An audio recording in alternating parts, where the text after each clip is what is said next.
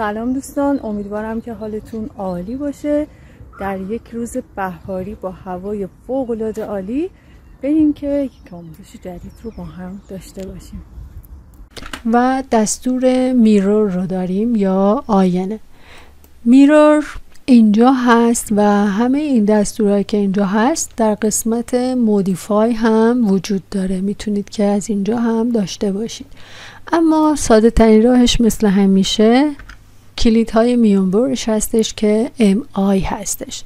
MI رو میزنم و این دستور برای من فعال میشه. فرض بفرمایید که خود همین پلان رو از اینجا میخوام که میرورش کنم به این سمت.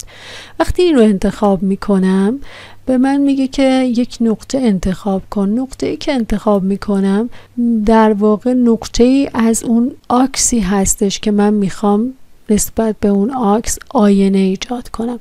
اگر من این رو نقطه دومم رو اینجا بگیرم یه خط عمود ایجاد میکنم که این آینه میشه به این خط عمود و این ور میفته.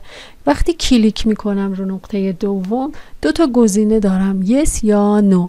اگر یس رو بزنم این رو حذف میکنه و فقط سمت راستی که میرور هست رو برای من نگه میداره. اگر نو رو بزنم هم قبلی رو نگه میداره هم میرور جدید رو نگه میداره. این حالت یس زمانی هستش که شما بیشتر در مبلمان بهش احتیاج پیدا میکنید. فرض کنید اینجا بخواید این رو میرور بکنید و احساس میکنید که اینجا جهتش درست نیست، میخواید میرورش کنید، میاد میرور میکنید، میگید دقیقا همینجا باش ولی از وسط میرور شو. از وسط میرورش میکنید، یس رو میزنید، برعکس میشه. به این صورت کاملا میتونید که از این دستور استفاده کنید و مبلمان هاتون رو داشته باشید.